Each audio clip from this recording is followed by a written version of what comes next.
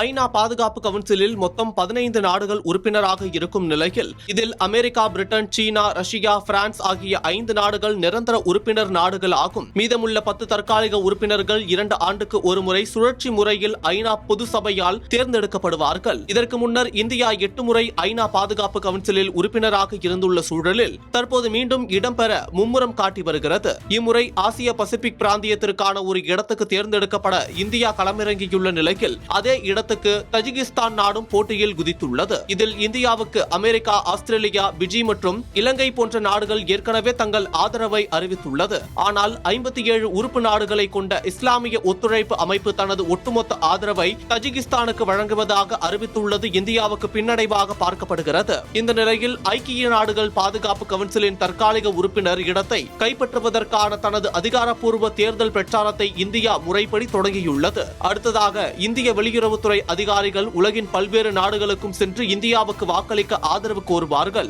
இஸ்லாமிய ஒத்துழைப்பு அமைப்பு தஜிகிஸ்தானுக்கு ஆதரவு கொடுத்தாலும் தென்கிழக்கு ஆசிய நாடுகள் மற்றும் ஐரோப்பிய நாடுகள் இந்தியாவுக்கே தங்கள் ஆதரவை வழங்கும் என்று எதிர்பார்க்கப்படுகிறது.